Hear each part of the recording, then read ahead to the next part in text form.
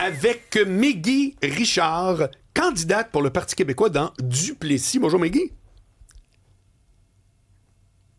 Bonjour, vous m'entendez bien? Oh, là, on t'entend bien. Comment ça va? Madame Perron, Monsieur Bollard. Bonjour, ça va bien? Salut, ben oui. Mégui, d'abord, Duplessis, il faut que les gens sachent que c'est la région d'Isabelle Perron, ici présente. Ah, c'est vrai? Oui, carrément. Et puis, ma première question. Ben voilà, écoute, on n'en doute pas. D'ailleurs, il y en a plusieurs qui disent ça de la leur. Mais je sais que tu vas trouver ça confrontant un peu, mais je suis obligé de te la poser. Est-ce que tu bois ton café avec une paille? Ça m'est arrivé, mais pas... non. C'est pas sur une base régulière? Il faut comprendre, là, c'est parce que si vous n'êtes pas de la Côte-Nord, quand on va prendre un café, la question qui est posée, c'est qu'est-ce que tu mets dans ton café et est-ce que tu veux un trou pour la paille? Et quand les gens viennent pas de la place, tout le monde trouve ça un peu funky, mais tout le monde boit le café avec la paille. Ben oui. Tout le Puis monde. la fameuse paille en carton, ça a pas fait l'unanimité ici. Non, ben c'est la paille en carton, ça passe pas pantoute, mais tellement que moi, je pensais que c'était les gens de Québec qui étaient anormaux. Je les ai jugés longtemps pour ça. Donc, pas de paille pour vous. Non, pas pour moi. Mégui Richard, écoute-moi, qu'est-ce qui se passe dans ta région? C'est quoi les actualités de ta région? Parce que Isabelle Perron dit une chose qui est souvent très vraie, c'est que sans la Côte-Nord, Montréal n'existe même pas.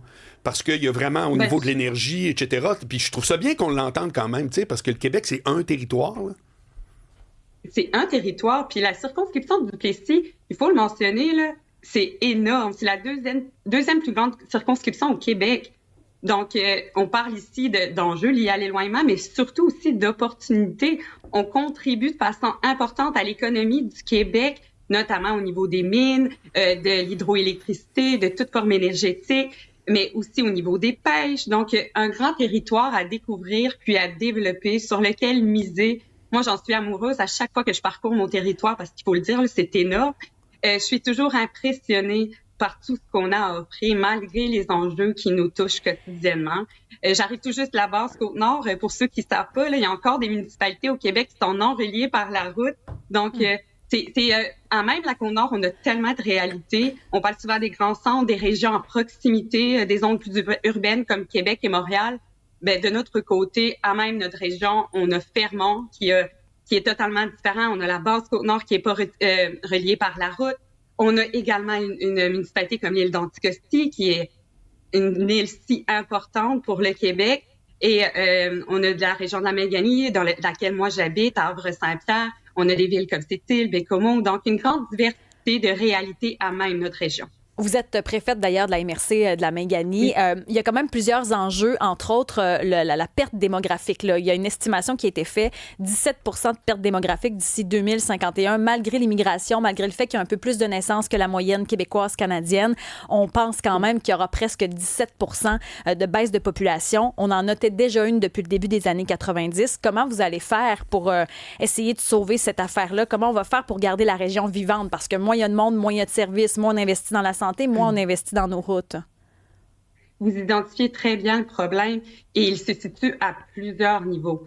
Donc, vous parlez d'accessibilité, c'est super important. Puis à titre de préfète, c'est justement ce que je défendais. Donc, d'adapter nos programmes puis les décisions qu'on prend au niveau du gouvernement, adapter aux réalités régionales. Quand on prend des décisions à Québec ou à Montréal par les fonctionnaires, souvent, ils n'ont jamais vécu ce qu'on vit, nous, ici. Donc, c'est de travailler en collaboration avec les milieux, notamment le milieu municipal, qui sont nos gouvernements de proximité, qui connaissent bien les réalités. Donc, on doit travailler en collaboration puis agir sur plusieurs fronts. Si on veut freiner tout d'abord. Là. Mais comment on fait ça? Parce que Catherine nous avait dit la même chose pendant l'ère de la CAQ, mais chaque personne nous dit ça aussi. Il va falloir parler à Montréal et Québec, mais ça se passe jamais. Comment on va faire? Un peu au-delà de ça, Mégui Richard, je voudrais savoir, tu dis quoi à un jeune de 18 ans là, de rester sa Côte-Nord quand lui il se dit « Ouais, mais aller au cégep là-bas, puis pourquoi je reviendrais? » tu sais? Mais les raisons, ils sont multiples. Ceux qui viennent de la région de la Côte-Nord, justement, ils reviennent parce qu'ils savent c'est quoi la qualité de vie qu'on a ici, les possibilités d'emploi. Mais vous identifiez aussi une des pistes de solutions. Donc, d'offrir de la formation en région, c'est ce qu'on veut. Parce qu'à partir du moment que les jeunes doivent quitter pour avoir accès à des études supérieures, ben, il y a un risque quand même qu'ils décident de rester dans les zones urbaines puis de pas revenir. Donc, comment on fait pour être attractif? Puis ça, c'est à plusieurs niveaux. Puis je vous avoue, le problème il est complexe. Donc, c'est pourquoi le Parti québécois notamment, m'a beaucoup attiré, c'est au niveau de la décentralisation, de ramener le pouvoir aux régions. Parce que quand nos décisions sont prises ne sont pas adaptées à nos réalités régionales, ça répond pas à nos besoins. Donc, à partir du moment qu'on décentralise, qu'on ramène le pouvoir aux régions, qu'on travaille avec les gouvernements de proximité qui sont bien enracinés dans le milieu, qui connaissent les réalités, ben, je crois qu'on a tout à gagner puis à développer des programmes pour soutenir ça. Les municipalités peinent à réaliser des projets vu la lourdeur administrative qu'on leur impose avec les différents programmes. Donc, on doit absolument, ça c'est un des éléments là, qui est à mon avis indispensable, on doit alléger le fardeau administratif des municipalités puis les soutenir dans le développement de leurs projets parce que pour avoir une attraction, on doit avoir des services publics, notamment la santé. Plusieurs personnes âgées doivent quitter leur petit village partout dans la région de la Côte-Nord pour avoir accès à ces soins de santé-là. Donc, si on veut promouvoir le maintien à domicile, on doit avoir des CLSC, des soins de santé adaptés à cette réalité-là, ce qu'on n'a pas toujours présentement. Moi, j'ai ma sœur qui, à Bécomo, a dû faire à de nombreuses reprises la route pour Québec parce qu'elle avait une grossesse à risque, donc enceinte, doit faire Québec, c'est 5 heures, 5 heures et demie de route, aller-retour dans la même journée parfois. Il y a quand même des enjeux pour la santé, mais comment on va faire entendre sa voix à Québec parce que c'est la même réalité en Abitibi, au Bas-Saint-Laurent, la Gaspésie. À chaque fois, les régions disent qu'ils veulent s'en sortir, mais les voix sont pas entendues. Ben, c'est justement, c'est d'être avec un gouvernement qui entend ces voix-là, qui leur donne une importance. Et ce que je ressens au Parti québécois, et je travaille déjà à titre de préfète. J'étais à la Fédération québécoise des municipalités. Je suis habituée de travailler avec mes partenaires de partout dans les autres régions. On a des réalités similaires. Donc, ensemble, je crois vraiment qu'on va avoir une voix forte pour les régions. Puis notamment, moi, j'ai 2 enfants. J'ai dû aller accoucher à Québec, puis à Sept-Îles, également 2 grossesses à risque. Donc, je l'ai vécu.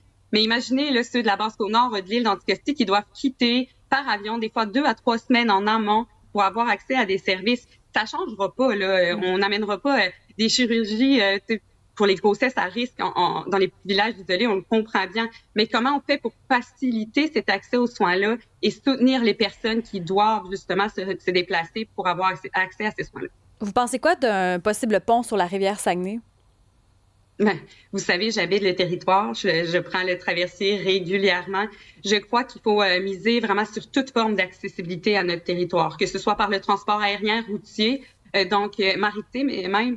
Donc, pour moi, le pont est essentiel pour la région. Malheureusement, la CAQ nous laisse dans une situation financière où est-ce qu'on va devoir prendre des décisions difficiles. Mais pour moi, ça va être assurément là, un dossier que je vais défendre au niveau de la Côte-Nord parce que toute forme d'accessibilité va attirer des gens à venir s'établir chez nous, des entreprises à se développer sur notre territoire, réduire les coûts. Donc, pour moi, là, c'est vraiment un dossier important. Et je comprends les gens de la Côte-Nord qui le souhaitent. Tu t'attends à quoi, Maggie Richard, pour les élections de cet automne? Ça va être quoi ton combat? À quoi ça va ressembler dans ta circonscription? Ben, je suis déjà sur le terrain là, depuis plusieurs semaines. Comme vous l'avez mentionné, je suis déjà préfète. Donc, dans ma circonscription, je connais bien les réalités, notamment en Maganie, où est-ce que je suis préfète. Mais aussi, j'ai été présidente de l'Assemblée des MRC de la Côte-Nord. Donc, j'ai travaillé en collaboration avec les différents préfets de partout sur le territoire. Les enjeux, je n'ai énuméré quelques-uns, mais l'accès à la région, aux soins, à tous les services publics, renverser cette tendance de baisse démographique. Ça va être un travail en collaboration avec toutes les parties prenantes. Donc, moi, je vais être sur le terrain, je vais être à l'écoute des citoyens, je vais être accessible, je vais me déplacer. Comme j'ai dit, j'arrive tout juste de la Basse-Côte-Nord, je vais me rendre à Fermont, donc à Niapisco. Je vais passer beaucoup de temps à Sept-Îles. Et moi, je vois ça comme une belle opportunité, justement, d'aller sentir le pouls des gens, des citoyens, de m'asseoir avec eux, de les écouter pour vraiment être en mesure de bien les représenter si je suis élue le 5 octobre prochain. Donc, c'est justement une belle aventure. Ça répond pas à ma question, Maggie. Je veux savoir tes adversaires. Il va arriver quoi? C'est qui tes adversaires? C'est Catherine Champagne-Jourdain, entre autres, qui est ministre actuellement. Oui, mais ça va être quoi la dynamique? Tu t'attends à quoi?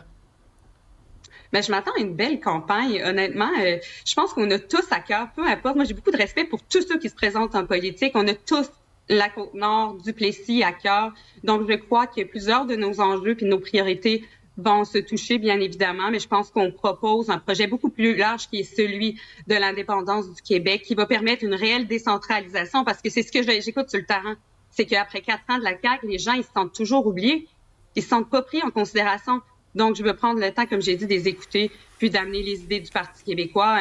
On se rappelle, Duplessis a été un château fort du côté du Parti québécois depuis 1976 avec Denis Perron. Puis c'est seulement aux dernières élections que les citoyens ont pris la décision d'aller vers la CAQ. Donc, j'ai bien l'intention d'aller retrouver la confiance des citoyens de Duplessis. Merci beaucoup, Maggie Richard, candidate pour le Parti québécois dans Duplessis. Bonne chance. Bien, merci à vous. Bonne journée.